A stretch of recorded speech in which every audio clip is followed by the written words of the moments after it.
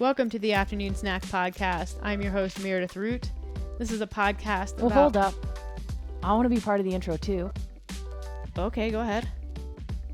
Never mind. You can do it. Okay. Like I was saying, I'm Meredith Root, former engineer, CrossFit Games athlete, and owner of Tactic Nutrition. That was the one and only Alex Parker, former lawyer, also a CrossFit Games athlete, and co-owner of Tactic Nutrition. This podcast is about fitness, health, nutrition, CrossFit, business, mindset, and things that grind our gears. Wait, hang on. Ivy wants to say something. Go ahead, Ivy. She's shy. No surprise there. Our goal is to give you something to think, talk about, hopefully make you laugh a little along the way.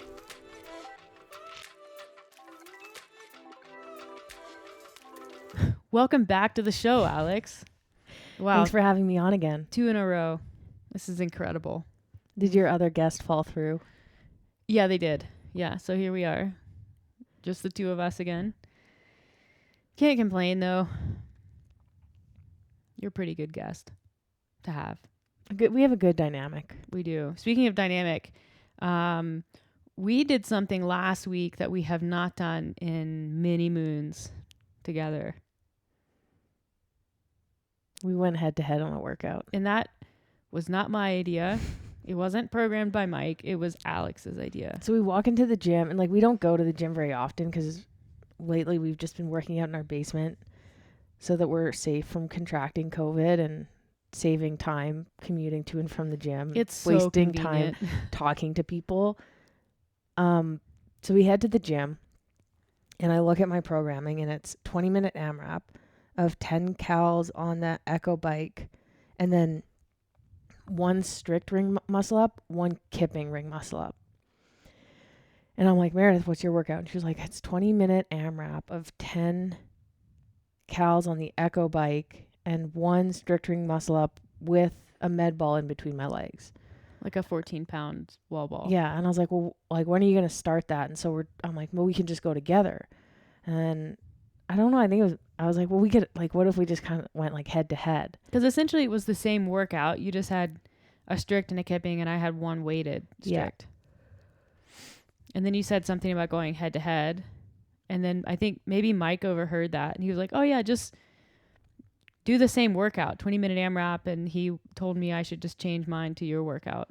Yeah. And I was like, sweet. And I thought I would be fine.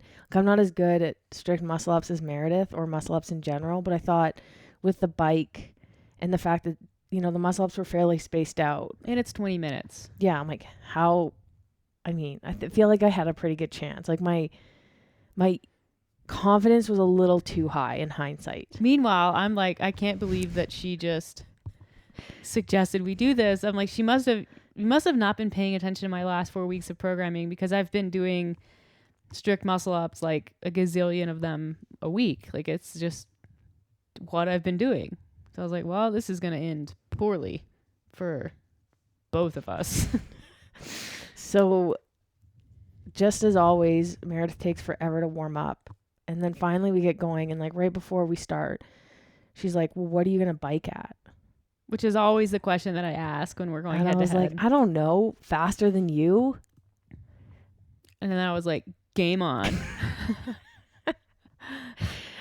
I realized that I had made a huge mistake after round 2. Was it 2? Was it only 2 in? 2 in. Yeah. Because it's pretty much I think that the trick was anytime you see strict muscle ups in a workout, you kind of assume that the intensity is going to be lower. But it wasn't. No. It was pretty much like off the bike, immediately doing muscle ups, immediately back onto the bike. It was a lot of biking. And then I think with the strict muscle up, you're bracing. Yeah. So that made me feel kind of nauseous and sick. Yeah. I was, I hadn't done anything high intensity besides running, which for me, my heart rate stays pretty moderate. Yeah. And I'm not really, when I'm in the basement alone, I do the workouts, and I'm probably working at 80 to 85%. It's a That's hard fine. effort, but it's not you just don't have that extra motivation of being around somebody. especially the person that you're the most competitive with in the entire world. And then I think at like 4 rounds in, which is still under the 5-minute mark, we're not 5 minutes into this workout, you look over and you go, don't lap me. And I was like, then in my head, I'm running some calculations, and I had kind of like, okay, I'm this far ahead, and like I know like calories on the bike, and it'll be give and take a little bit. And then I was like, I'm pretty sure that I'm gonna lap her. It'll take the bulk of the workout, but I'm pretty sure that I can make it happen. And then, yeah, it was like around 15, I think, is when it started to happen towards the end. And then I for a second I was like, maybe I shouldn't. Maybe I should just like, oh, I'll go get some chalk, and like my hands are so slippery, and like maybe I'll fail a muscle up or something. And then I was like, nah. Yeah, like round 3, 2, I was like, okay, new goal, don't get lapped. And I was trying so hard that at one point I was like, I think I have COVID. Because you're breathing. Like I don't feel well. I can't breathe. Something's wrong with my lungs. That was a workout where numerous times I looked at the clock and I was just like, are you serious? Yeah, I was like, is the air dryer in here? Like, why does my throat burn? Yeah. How are we only 8 minutes into this thing? I remember getting to 10 minutes and you think like, oh, okay, wait a minute. You're only halfway. It was long. It was a long workout. But and then I guess Mike was having a conversation with a couple of our friends on the sidelines being like, you think Meredith's going to lap her? I don't know. She's not really that type of person. But if roles were reversed, Alex would definitely be lapping Meredith. Oh, 100%. And that was the ultimate factor in my mind. I flipped the script and I was like, oh, Alex has never held back. Even when I was training for the games and my ego needed her to hold back a little bit, you didn't. So I was like, screw that. I'm going to lap her and I'm going to look at her while I do it. I was, yeah, whenever I beat you, I'm like, she's weak. Yeah. I can't believe I'm with such a weak human. I think I would like lap you and then just be like, weak. You're a wimp. You'd be crying. I'd be like, suck it up, loser. Yeah, that's like savage. Not that far off from the truth. Yeah. But that was good. I was like a little unwell. You were really unwell after that workout. That was high effort. Yeah. But good. Yep. It's interesting. Like, you don't realize the effort you're putting in. Like, it's still a good effort, but like how much more you can go until you're beside somebody who's going hard and you're like, okay, I can step it up. What am I doing?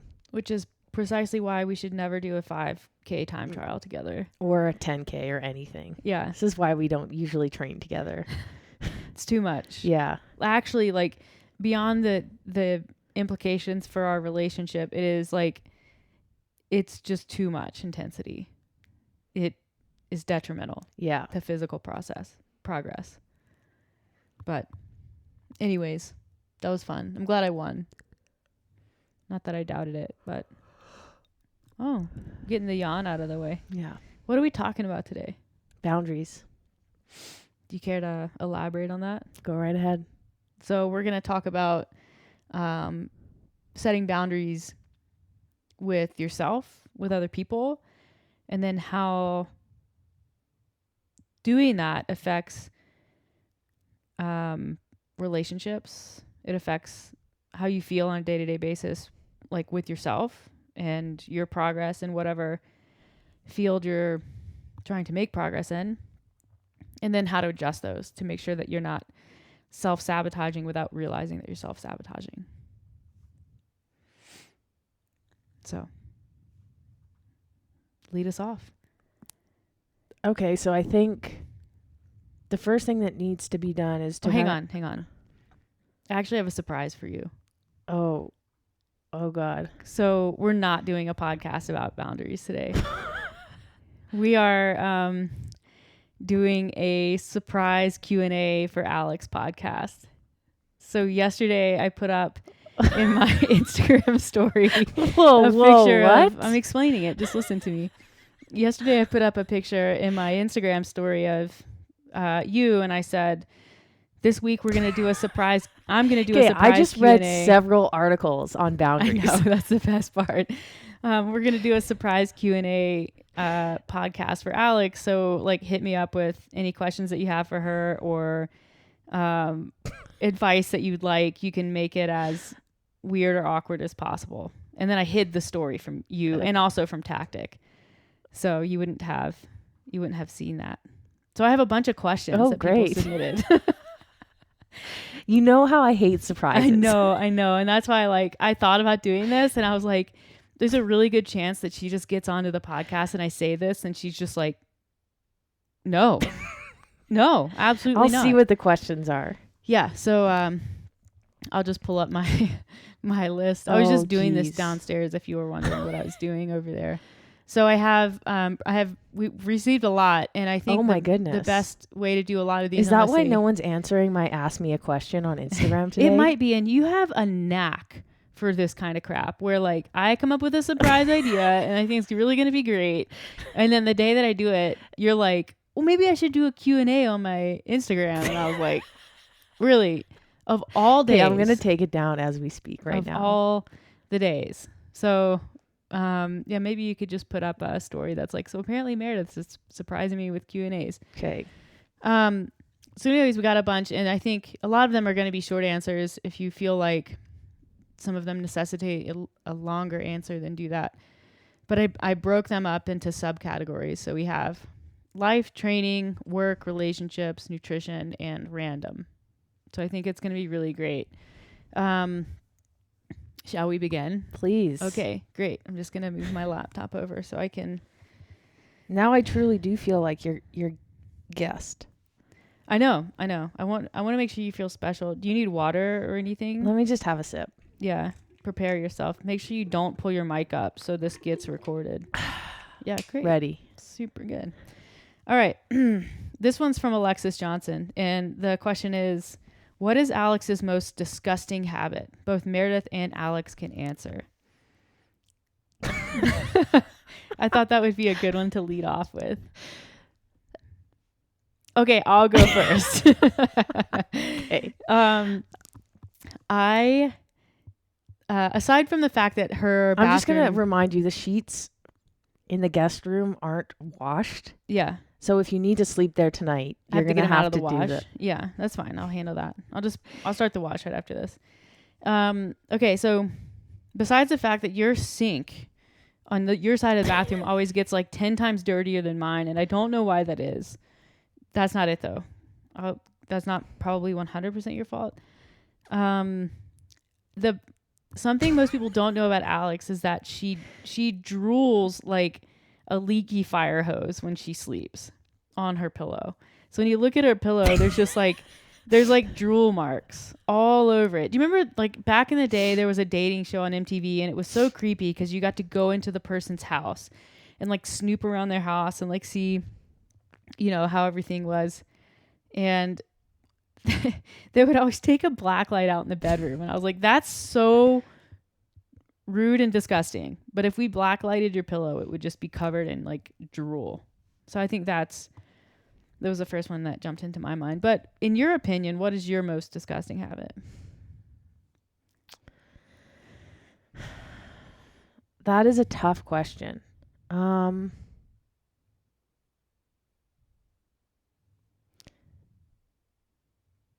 I am honestly the least disgusting person I know. Really? Yeah. Okay. So we'll go with drool. Yeah, the drooling one is good. I'm trying to think if there's anything actually disgusting. There's like something. I'm probably pretty bad about, not that this is disgusting, but I'm not great about shaving my legs. That's true. I do them when I have time. Yeah. Which we're pretty busy these days. The best is when you have clearly decided not to do that in a while and then you're like, can you maybe just massage my calves for a few minutes? And then you like plop your leg up and I'm like, okay. Okay. And I don't know, sometimes you're like massaging them, and I don't know if it's like the combination of the cream with like lint, but you're always like picking things off. It's like it's lint from your socks. Okay. Yeah. That's actually pretty disgusting when I'm doing your feet and I'm just getting like balled up lint. Yeah. So that's a good one. We'll go with that. So drool on the pillow. Give me some credit here. I'm actually a pretty clean person. You are. You are actually one of the least disgusting people that Thanks. I've ever encountered. Okay. We'll move on to the next one. What's your most embarrassing story? Oh man, these are really tough. I don't. You can do it. I like the RX Smart Gear one if you're going to tell a story. What's that one? About the photo shoot? Oh yeah.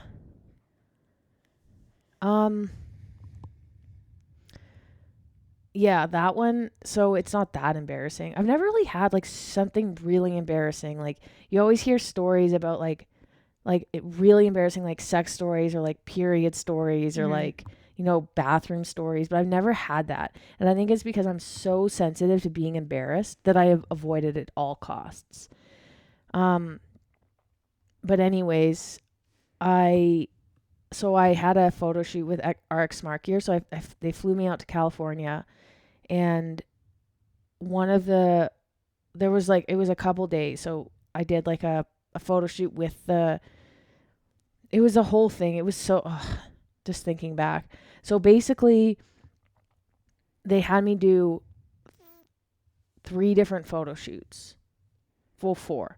So one was just like standard jump roping, like they wanted me skipping, and so there was just like a white background, and then just like kind of headshots with the RX Smart Gear t-shirts on and me like kind of holding the rope, like modeling with the rope. And first off, like they had somebody come in and do my makeup and my hair, and they made me look like somebody who I wasn't.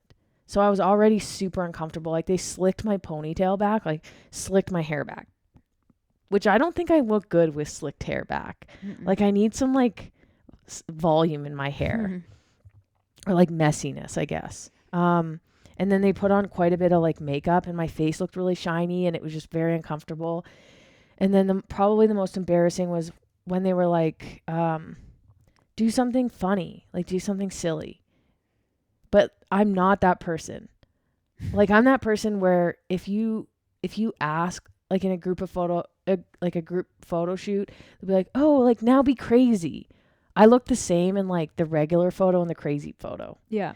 And they kept like forcing it, like, no, just do something crazy, like stick your tongue out, do something funny with your hands, like do something fun. And I was like, I don't know what to do.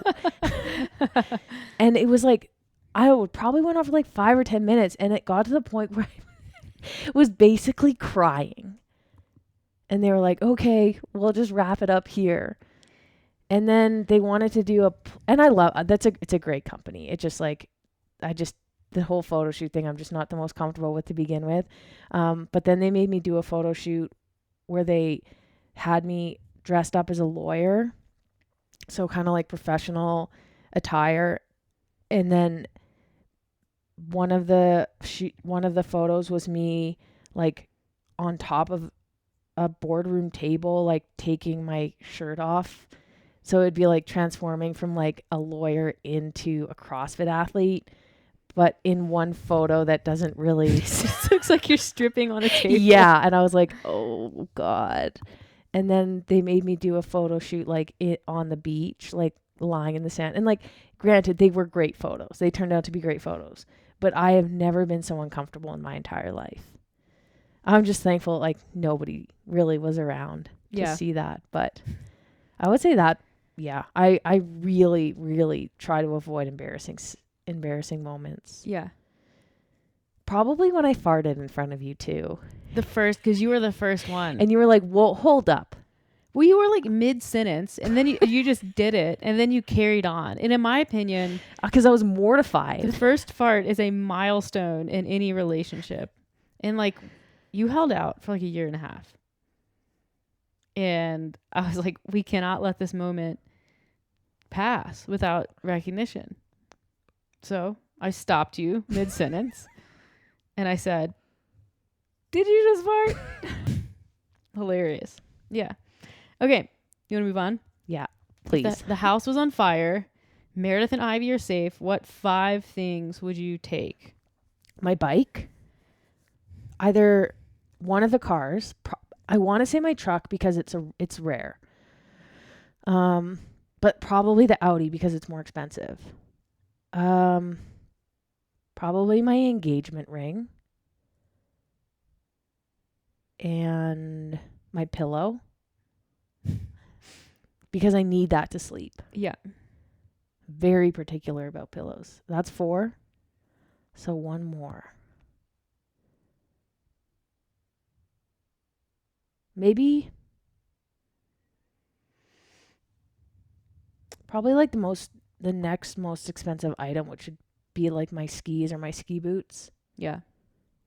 I'm not a sentimental person. Oh, those are all super logical.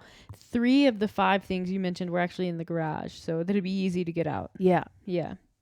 You'd really only have to struggle for the ring and the pillow. Yeah. Yeah. That's good. What is an example of how you've grown as a human being, and what is an example of a change in perspective that you have had in your life? It's 2 questions, but kind of one.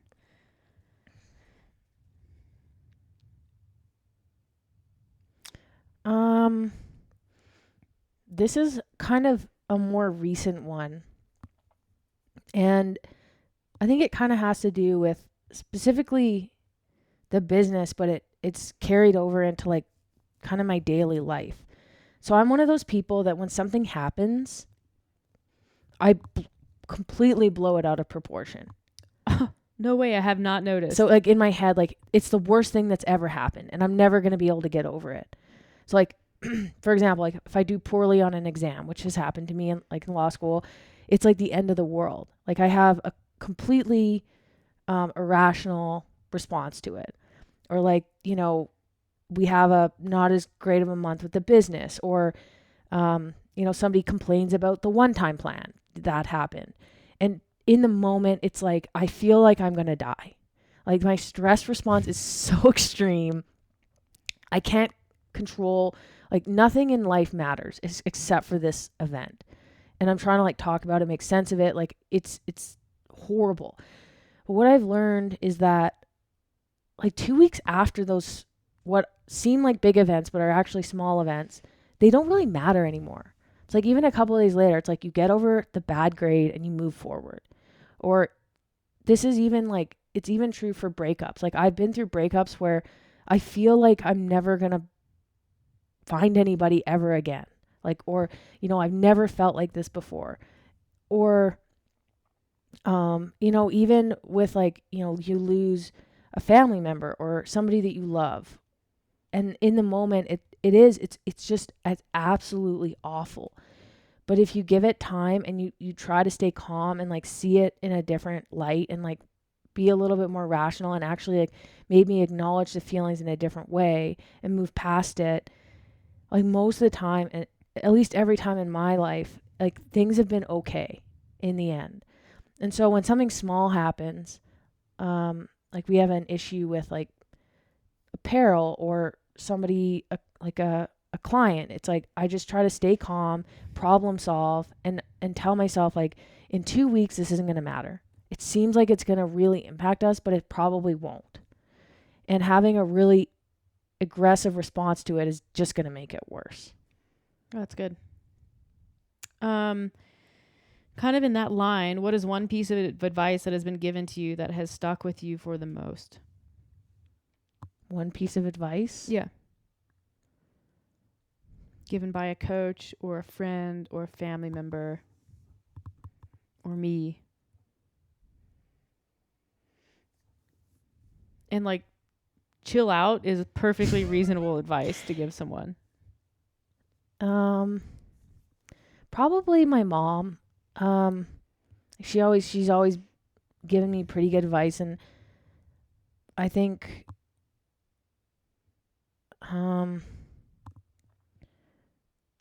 I think she kind of went through this herself, like trying to be a little bit, like calmer and more accepting Of people or situations? of people. In the past, I've always been very critical.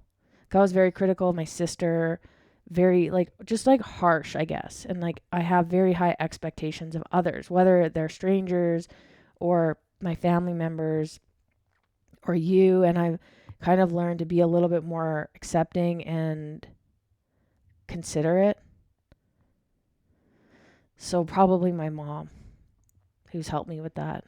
I'm reading this book on an introduction to Buddhism, and it's written in like a Q&A format, and it kind of goes through the history of it and what it is, and then like real life implications and how you can like practice some of those principles in your life. And one thing that is mentioned in that book is because like Buddhism is all about like pursuing enlightenment, and they define what that means. And a lot of our suffering as human beings and our emotional responses are actually caused by the stories that we tell ourselves about situations and people that aren't necessarily true. And so an example that they give is someone cuts you off in traffic and you get really mad, like road rage mad, and you flip the person the bird and you're cussing at them or whatever.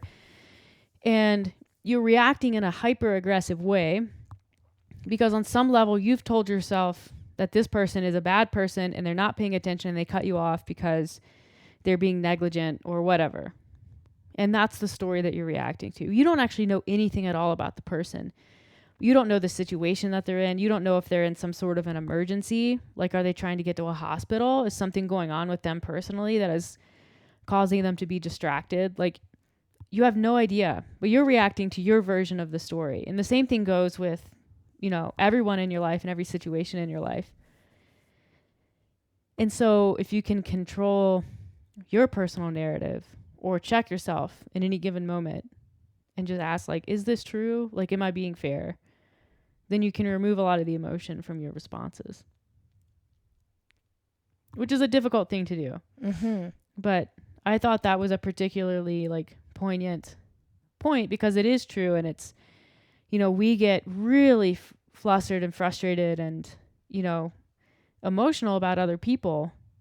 And sometimes it's valid. And sometimes it's just like, we're telling ourselves the most like hyper emotional version of the story, almost for the explicit purpose of allowing us to get really upset and aggravated because it like feels good. It's like scratching an itch. Okay, getting mad does feel really good. Sometimes. I know this is like a problem that I have and I'm dealing with it, but like in the moment, like it feels good to be like mad. Yeah. And like sad. And it's like, look, like, Yeah, but that's a feedback loop. It is not a good one. It is like it's known. Okay, so I was listening to this, just one more point on this. I was listening to this podcast and the guy was saying that he's like, he made a point. He's like, do you ever like, you're really sad and you're like crying and you just like, you like look at yourself in the mirror. Yeah. And it's almost like, look at you. You're so sad. You're so pathetic. And it almost just like fuels you to like, what is wrong with me? But I was thankful that it wasn't just me. No, that's the thing. Yeah. It's one of those like spiral situations. Okay. I'm being really open and vulnerable. I hope you appreciate it. I am. Yeah. What are the stories behind your tattoos, and do you have any that we can't see? No, I just have two.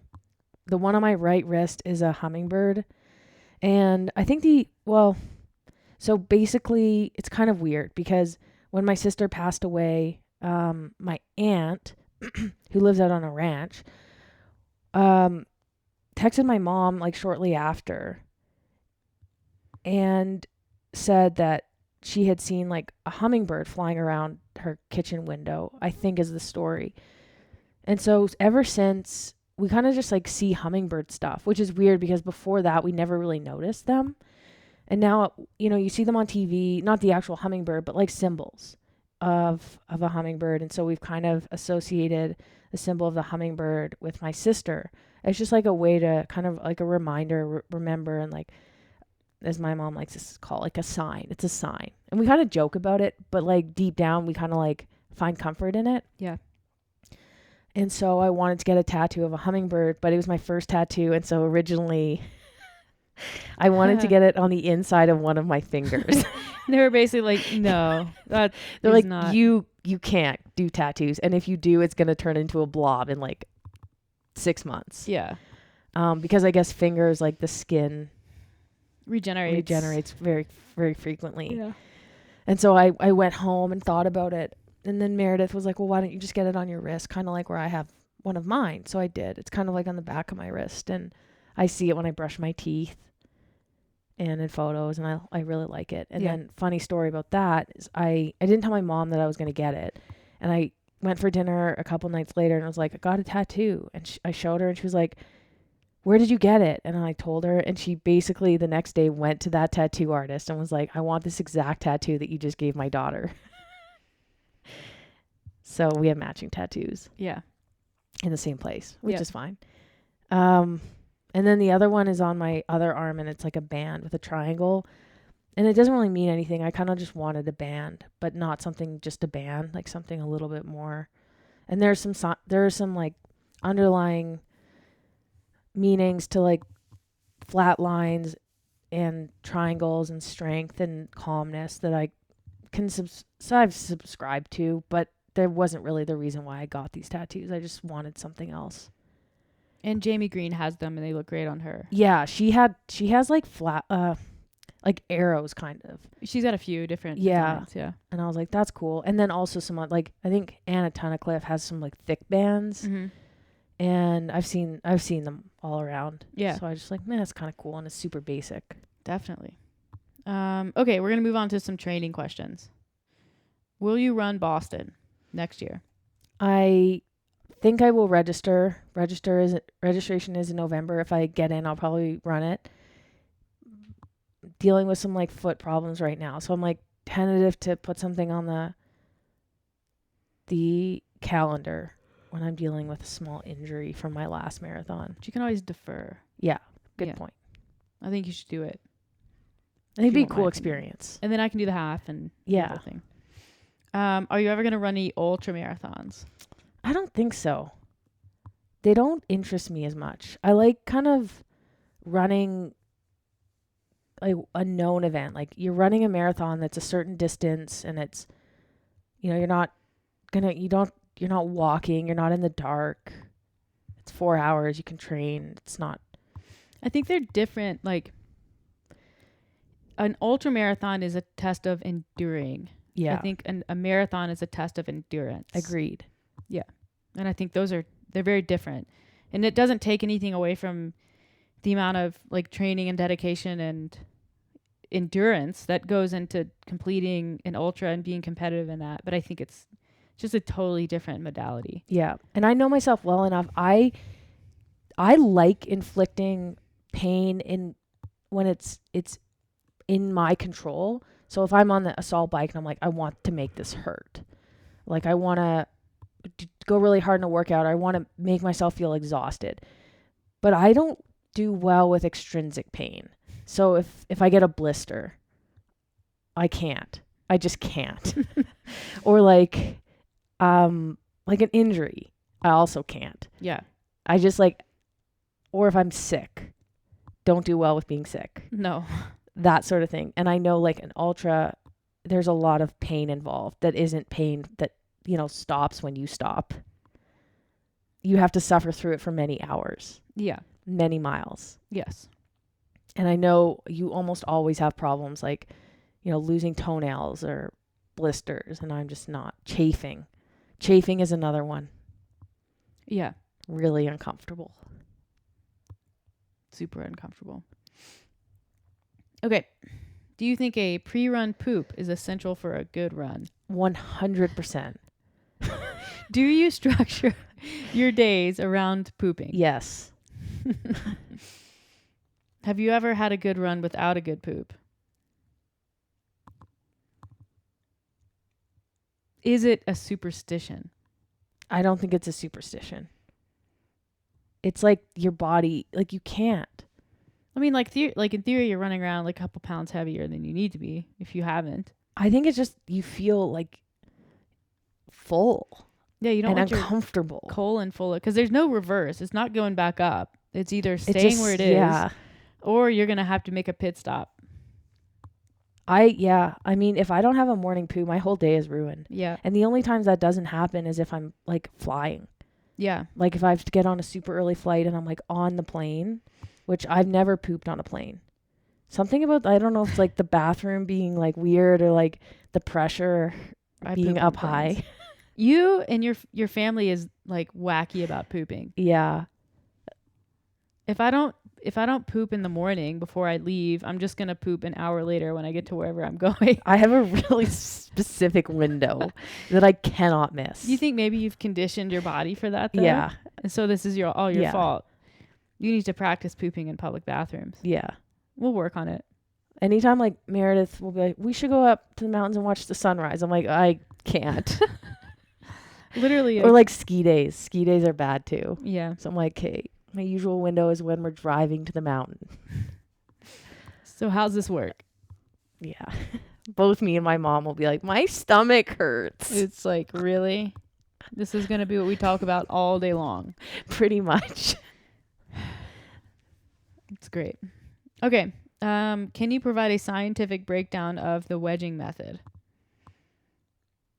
Assigned. Oh, that's tough. I think the wedging method actually is, it defies. It does. Do you want to, what is wedge? Okay, so the wedging method, that's something I came up with in 2018 when Meredith was training for the games. And I knew, and I was going to be her coach at the games, and it was going to be like a whole week thing. And I wasn't exactly sure of when I was going to be able to fit my workouts in. So what I did was it was like 10 days to 1 week leading up to leaving for Madison. I went ham on workouts. Basically, I asked my coach, like, give me all the testers. As much as you can physically fit into a week. Please. Pretty much. And I did a whole story. It's on my Instagram. It's really funny. It's a video about it. But basically, it's like as you get closer to the time, the workout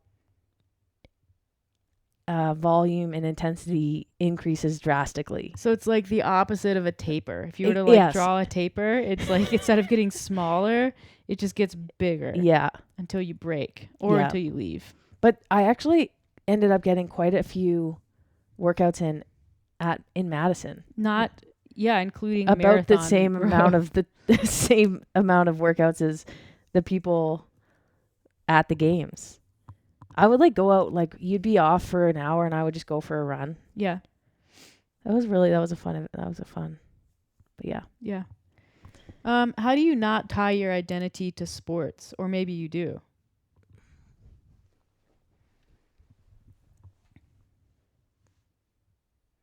I think the key is to have other things in your life. I think and I can't speak necessarily from my own experience because I've never put my eggs in one basket. Although being an athlete is a really big part of my identity.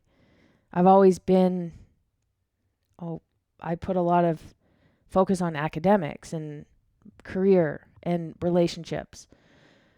But you do see, we watched a documentary on Michael Phelps recently and other athletes, Olympic athletes who've invested their entire lives into being the best swimmer that they can be or best gymnast that they can be. I know skiers who that's all they've known. Like they have their high school education and that's it. And that's all they do. And you see CrossFitters kind of doing the same thing. Like a lot of them, they don't have relationships outside of the sport, stuff like that. So I think the key is to not put all your eggs in one basket. Hedge your bets a little bit. And so when your career ends or if something were to happen to your identity as an athlete, what else do you have? And if the answer is nothing, like maybe you need to think about that. On the flip side, maybe Michael Phelps wouldn't have been as great of a swimmer as he was if he had something else outside of swimming.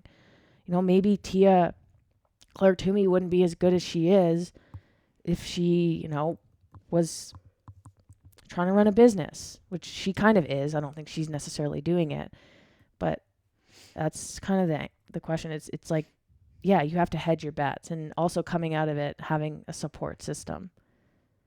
I think it's interesting the stories you hear about with athletes who struggle once they leave sports, which is common. Michael Phelps struggled. I know, some of the gymnasts struggled. It's very common. They've done documentaries about it. Those are people that are well known. Mm-hmm. There are people who tie just as much of their personal value and identities into their sports, and they never even make it. And so I think that's the more important group to focus on, because it's what are they doing? How do they feel? Mm-hmm. It's tough. I think I've told you this. I was always one of the best at anything athletic related. And so for me, especially as a quiet person, a quiet kid especially, being friends or getting friends, and I was just kind of popular because I was really good. Everyone knew who I was. People wanted to be around me because I was good at what I was doing. I was winning ski races. I was the best player on the soccer team. And I'm not bragging. It's just kind of part. I'm good at CrossFit. So you walk into a CrossFit class and you're the best one. The coach likes you. You're easy to coach. You're that sort of thing. Or you do well in school, and so that's kind of what's the word? Acknowledged, and Mm-hmm. you get rewarded for that. But you have to understand that, and I've learned this, and my mom and my dad have helped me. You're not your success. You're your own person outside of that. And so that building relationships that are meaningful is really important. Yeah. So I think there's always going to be a struggle when something is a really big part of your identity, and that ends to some degree, but having things to turn to and feeling valued in other ways is extremely important. Yeah. I think you see a lot of people who do sports like swimming, golf, kind of the big NCAA sports, and they, swimmers especially, a lot of the Ivy Leagues have really, really good swim teams. Stanford has a really great swim team. And so there seems to be, it depends on the sport, how much emphasis is also put on education. And I guess some of that is how many of the sports funnel heavily through NCAA and collegiate programs. And then there are sports who don't put as much emphasis, and partially it's because the amateur and professional levels, they don't exist at the NCAA level. I think skiing is one of those. CrossFit obviously is. And so I think in my concern with CrossFit has been and continues to be, especially as younger people get involved, is the extent to which the focus is taken off of academics and off of socializations in an academic or in a school age setting, and put on athletics and in a gym. And you just have this tunnel vision that exists from a really young age. And, the implications of that, I think, are significant. Yeah. And not well understood, and not something we will truly understand for another 5 to 10 years, if the sport makes it to 5 to 10 years from now. I think on top of all that, social media is really going to be, I think it's playing, in my opinion, a pretty negative role in the development of these young athletes. Because they're just getting, for doing what they're doing, lifting weight, they're getting so much attention for it. So much more than you would ever have gotten 10, 15 years ago as a young athlete. It's so different. It's so they're constantly getting this every single day they can put something up, and it's it's reward. Yeah, so you have kind of a twofold identity crisis. You have your identity tied up in your athletic performance, which I think is normal to an extent.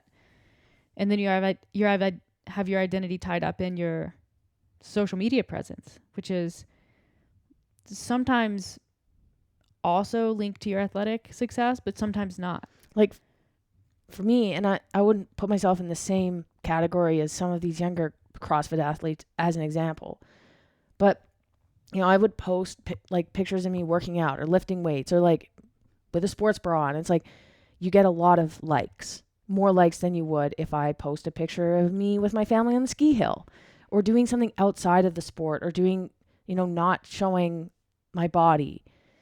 And so it's just like you're reinforcing like your value is how much you can lift in the gym or what your body looks like. Your value has nothing to do with you spending time with your family or your animals or the fact that you play other sports or that you did really well in your school exam or that you're going to school or that you have a career.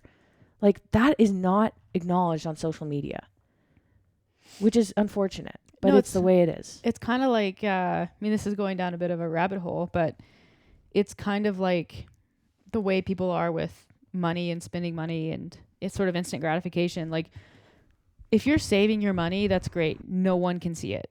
No one's like, oh, look how much money Alex has saved in her savings or in her investment account. Like no one knows.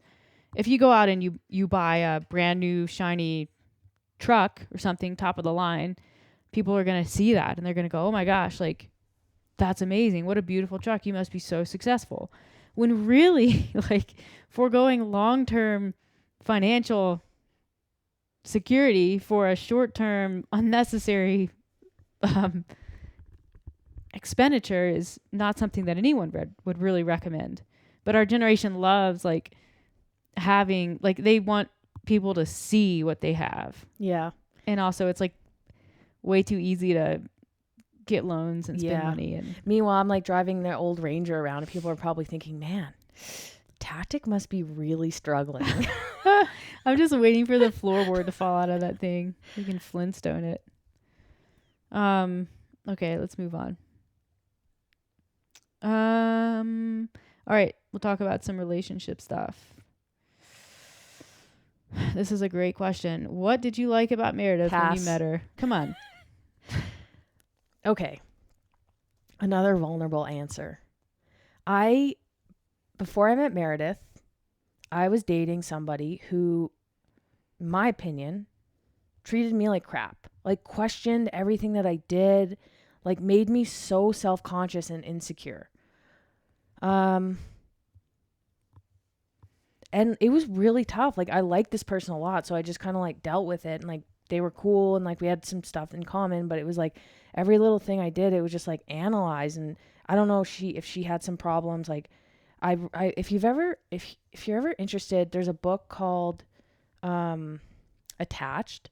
It's a great book, and it talks about like the 3 different relationship styles: anxious, secure, and insecure. And so, I kind of defined myself in that situation as an insecure relationship type in that scenario. And then I defined this girl as an anxious person. Like she had been cheated on before and just wasn't very trustworthy and like confident in the relationship. And it wasn't like a long relationship. It was like 6-7 months. But they say like anxious and insecure like very rarely like work out. So that ended. And when I met Meredith, which was very shortly after, I've never felt so good about like just being who I was. Like it was instant, like this connection. And obviously we had talked on texting and social media before that, but even then it was like, wow, this person is just really interested in getting to know me and like just super like accepting. And I never once was not my full self. Not once. And I think because we met in person and spent some time in Wodapalooza together, and then we spent a few days after in Miami. And I remember flying home after that trip, and just I've never felt like I've connected with someone on such a like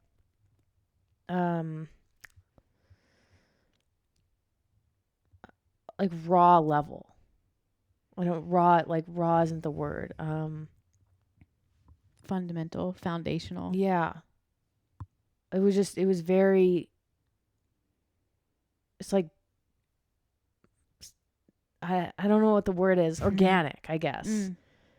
And like ever since, like I have never not been myself around Meredith. Yeah. And that's what I liked about her. And what I also really liked about her, she really liked me. I could just feel it. And that made me feel so good. But what I liked about her specifically and not the way she made me feel, I don't know. I really liked your face. I liked the way you look. I was very like attracted to you. Yeah. Ditto, all of that. Yeah. Meanwhile, I was like, I remember when we parted ways in Miami, I was like, Google Maps, Calgary. Like, where the hell is Calgary? I was like, oh, who knew? Yeah, that was kind of weird because it was like, okay, bye. I was like, I don't know when I'll see you again, but I guess we'll sort it out. And you had a good sense of humor. And I found you very smart. That too. Thanks. And one thing about you is so whenever I texted you, you would text me back, but you would never text me like twice before I texted you back. No, because I hate when people do that to me, but I also didn't want to seem like too keen. Yeah. But you were always responding to me fairly quickly. Yeah, I would respond to you quickly and then wait for however long. Because that was when you would frequently leave your phone places. So I would like send something back and then be like, all right, I guess I'll hopefully get a response in like an hour. Yeah. I always like seeing your name pop up. I have saved our entire text message conversation that we've like every text message we've ever sent. I still have, and Instagram DM. Wow. Yeah. Can't say the same, but I know that doesn't mean it doesn't matter to me. What would you say your type is besides me, like, historically? Definitely athletic. Smart. Like I need somebody who's smart and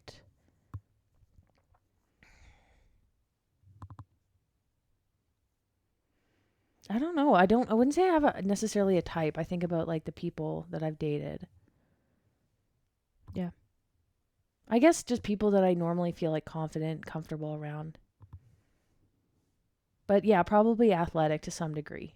Yeah. You've already answered the question, did you date girls before Meredith? A few. That's a yes. How many? I had 3. Yeah. 3 that I dated. Who made the first move? On you and me? Yeah. That's not a me question. I know the answer to that question. Was it me? It was you. It was me. Yeah. Just barely. We were both holding out because, like, I don't know if you know the story, but we had no idea. Well, we did have some idea, but weren't 100% confident that the other one was gay. So it's hard to be like, boldly make the first move. Yeah. What if you're wrong? We were still both in the midst of our full-blown investigations of the other person. Which culminated and ended with Alex making the first move. Yes. And it worked out. Do you like running a business with your partner? Love it. Why? Well, it's convenient. And I think the two of us, like we each have our own individual set of skills that are very different but work well together. But from like a partner standpoint, I think, and I know you don't particularly like this, or not going to like this answer because you've complained about it, is I don't really like filtering myself. So like if you're talking to somebody just like in a professional manner, you kind of have to filter yourself. Whereas like with Meredith, I can just be like, what the hell are you doing? Can let her rip. You can. And like, obviously I've walked that back a little bit because I'm not necessarily professional, but I'm more sensitive, which kind of is a double-edged sword. Like you can be more because they'll accept and be okay with it eventually. But at the same time, like they are more sensitive because they're also your partner. So but I would say overall, like I like it. I think like we work very well together. I think so. We have the same values, same goals, Different tools. different tools. What Yeah. would you say? Yeah, I like it. I think the biggest challenge for us is boundaries, both in like time and physical space, but also in in communication. And when you receive critical feedback or something, you can take that in a business only sort of way and not as a personal attack on your relationship. And that's something that has taken a long time to understand and and develop and get good at doing, both giving that feedback and receiving it, and being able to hear it, acknowledge it, take action on it, and not take it outside of the business and into the relationship. Yeah. Which is probably the trickiest thing about running a business with your, or running a relationship with your running a business with your partner is not letting the business be the relationship, and then also not letting the relationship become the business. It's tricky. It is, but it's also been a lot of learning.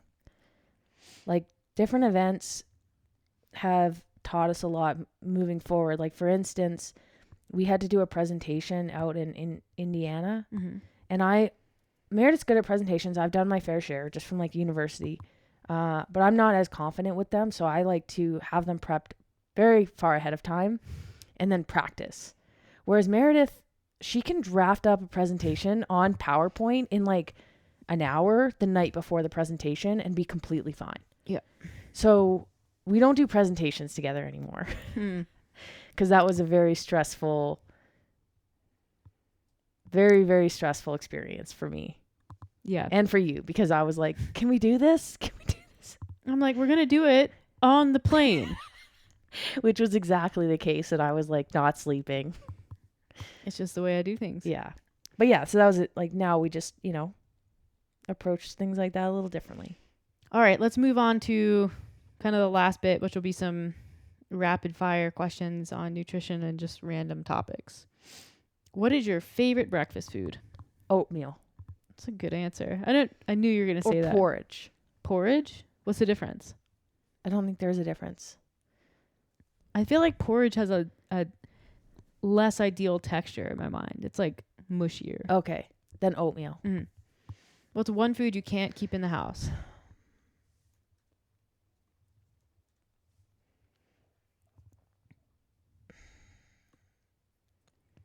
Like any sort of baked good, really, like muffins, cookies, scones. Scones are a But problem. not the dry scones. No. The moist scones. Yeah. Okay. Favorite F1 driver and why? I don't know. It like switches every single race. I always liked Daniel Ricciardo. He's really down to earth. I used to like the Ferrari drivers. I also like Pierre Gasly. But Ricciardo, I think he was the first one to be spotlighted on the Netflix series. Yeah. And so I kind of like, and he was on a couple podcasts I listened to that he's a really nice person. Mm-hmm. He's got the most personality going. And I can say his name. You don't like Verstappen? Charles Leclerc? Yeah. Okay. Charles, good. I used to like him a lot. Mm-hmm. It's kind of boring. Have you ever considered dreadlocks? No. Cornrows? No. Doing anything different with your short hair? No. Okay. Pie or cake? Cake. What flavor? White. White cake. Like vanilla. Okay. Or like, I like carrot cake too. Yeah. When you're recognized in public by a fan, how would you like them to greet you? I like when people tell me their names. I always end up asking because Yeah. I like to know, but no particular reason or no particular way. Yeah. Just be friendly and I'll be friendly back. I always like it. It's always a nice ego boost. Yeah. Funniest prank you've pulled on someone or had pulled on you?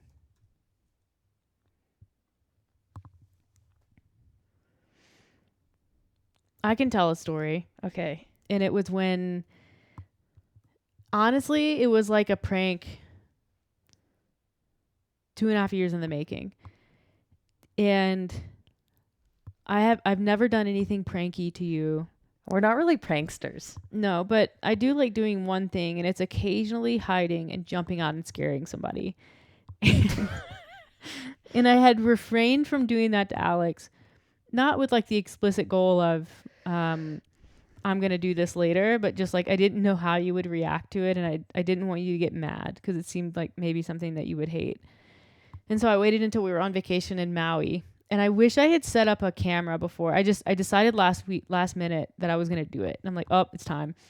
And partially it's because the way the bedroom sets up and it's quite dark and the door opens and you can just sort of hide. So I hid behind the door. Alex is, she walks into the bedroom and I just jump out and give her a little like, ah! And it was like blood curdling scream.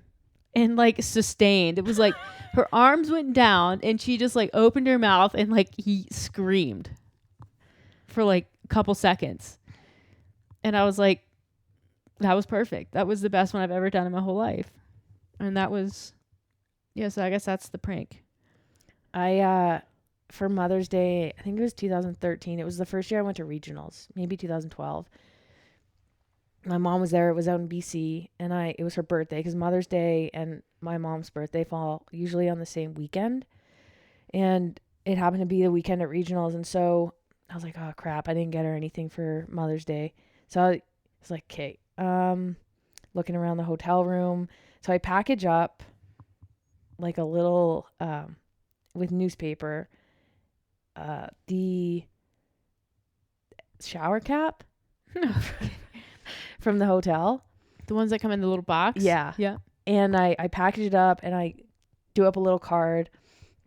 And so we're at regionals. I'm like, I got you something special for Mother's Day. And she like looked at it and it looks like a jewelry box, like the shape of it. And so in her head, she told me this after. She's like, oh my goodness. Like she got me some jewelry. Like this is, and I never really, we're not like a big presents family. Like I never have really gotten her anything super special. And then so she's thinking like, wow, this is so nice, and opens it up and it's the shower cap. But I think she thought it was really funny. So you got her a joke. Yeah. Yeah. And then one time in Italy, when we were on a family vacation, my sister, who thought she was hilarious, did one of those, like, we were looking over like a dock and it down below was like a lot of rocks and stuff. I don't know what in Europe, like there's no like safety protocols there. Yeah. There was like no fence or anything. And she took me from behind and like took me by the arms and was like, saved your life, and like pushed me and I almost shit my pants. That's a good one. And I turned around and smacked the shit out of her. Yeah. I was angry for like a day. And I think she was like, I think I was 12 and she was 10. So that was a great experience for both of us. That is actually hilarious. So good. Okay. If you were robbing a bank, would you be the robber or the getaway driver? Probably the getaway driver. Really? Because like your navigation is terrible. That seems like a recipe for failure. Do you have to navigate? I thought maybe just straight shot down the road. We have to know like how to get out of the I also don't town. like driving fast, so maybe the bank robber. Yeah. I don't think you'd be a very good bank robber though either. You're too honest. Yeah. You would like be like, give me all your money, and then the bank teller would be like, what if I didn't? And you'd be like, okay. And then just leave. I was treasurer for a couple of my sports teams in law school because I was voted most trustworthy. I could see that. Yeah. Most straight-laced. Yeah. Yeah.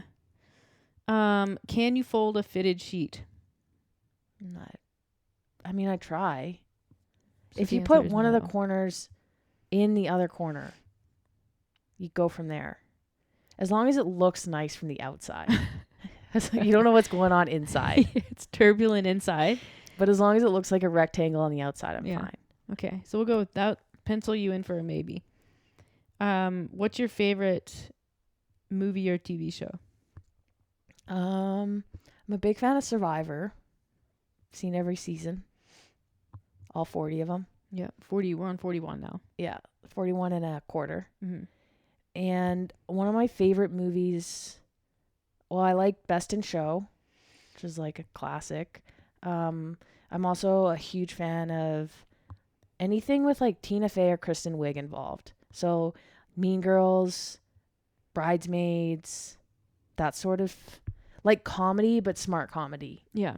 Not like dumb comedy. Like Seth Rogen comedy, But like Tina Fey comedy, Yeah. I'm more interested in. What's your favorite song? Oh gosh, that's a tough one.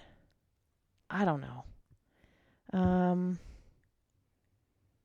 I'm a huge fan of The Offspring, so pretty much any of their songs. Yeah. I'm pretty sure the lead singer of The Offspring has like a PhD in something. He does. Ridiculous. Do you know what it is? No. He also, I think, has a hot sauce company. Really? Yeah. He has a doctorate in molecular biology. Dexter He's Holland. smart. Yeah. So that's pretty impressive. He's been published a few times. I looked that up. Wow, Read that's through. pretty cool. Yeah. I've seen The Offspring 3 times, which is more than I've seen The Offspring more than I think I've seen anybody else. Like all of the concerts I've seen, Yeah. probably amounts to 6. Yep. And 3 of those are The Offspring. Yeah, the hot sauce is called Gringo Bandito. Huh. The not so famous pepper sauce created by Dexter Holland of the punk band The Offspring. Yeah, I guess his PhD is in molecular biology and virology, so he's a virologist. I wonder what his take on the vaccine is. I bet I know. Can't trust the experts. But I know the answer to that. Can't trust the experts. I had to Google.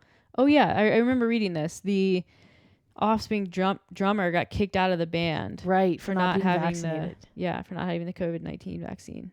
So I think that tells you where they stand on that. Yeah. Pete Parada is anti-vax. Dexter Holland has a PhD in virology, so, and wants you to get vaccinated. Interesting. All right, let's wrap it up, shall we? What are your long-term fitness goals, coaching goals, life goals?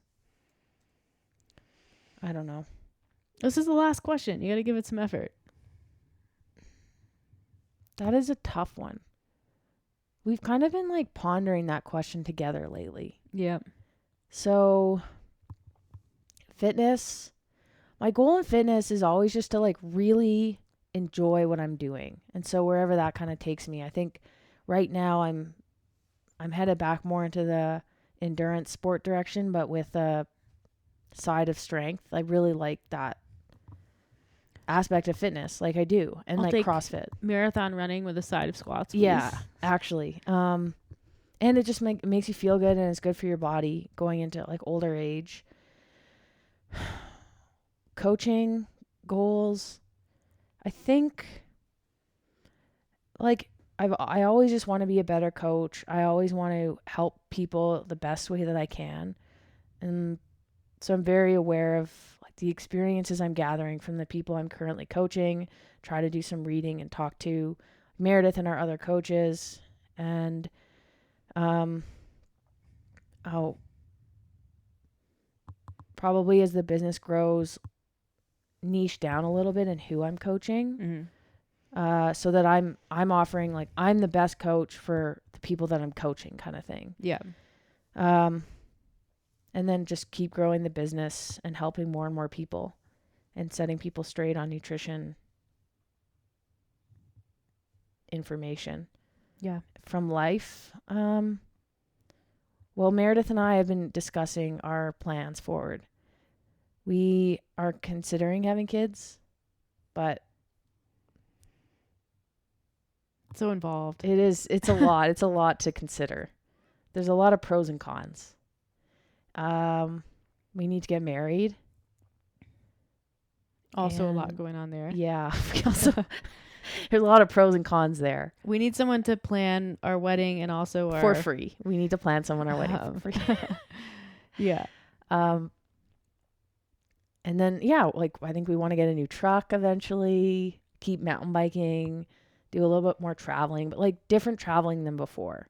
More like vacations, experiences, not necessarily fitness. Yep. Fitness related. And I don't know, keep making us stronger. Yep. We're also working on making more friends. Which is harder than it sounds. It really is tough because a lot of people are super busy. Yeah. If you have any ideas on how to make friends as adults, let us know. Because it's hard. It's It's like a lot of people have kids and careers, and so you're like, hey, do you want to be friends? And they're like, yeah, totally. And then you like, it's just hard. Yeah. Finding mountain biking is a pretty good. Yeah, it's fairly social. Yeah. So Do you have anything to add on? on our life? Gosh. I don't know. I just live a happy and healthy one, and, you know, a simple one, but not too simple. I get a lot of joy in simple pleasures. But you Just, like- also like expensive things. Yeah, I guess in my mind, those are simple. Right. I mean, like, what's more simple than a bike? Like, I like just being outside and Right. enjoying outside, but also doing it in a way where I get to use the fitness that I've developed over But the not years. that bike. That bike. Yeah, the one that's made from carbon. And I think that's one of the best things about where we are now with our fitness is that because we've kind of taken a step back from competing in CrossFit, we get to really like express it and use it in ways that are a bit more fun than just like crushing a watt in the gym with your Mhm. friends. And not that there's anything wrong with that. It's just I did that for many years, and now I'm going to do something else. And that something else also opens the door to new people and new experiences and new places. And so that's kind of where I'm at in the short term, and then, long term, who knows? Just see where life takes us. I think I'm not going to close any doors. I'm not going to force any to be open to me. And it's kind of the way that I've lived my life, and I'm lucky. Doors do tend to open to me. We'll see. The universe conspires. Every time we talk about having kids, it's like one of us is like, so what do you think? It's like the other person's like, I don't know. Let's talk about this later. Yeah. Hard topic. Yep.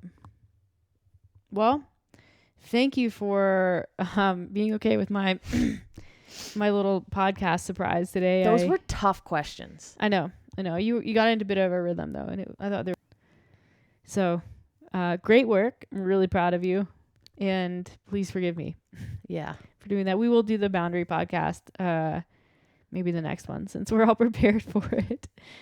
Yeah. Cool. Thanks Hopefully for listening. I did a and good job under short notice. I think you did great. Yeah. The whole point was you were on the spot, and I think you minimized like long held pauses, and that was great. So Thanks. good work. Thank you for listening. We'll talk to you guys soon.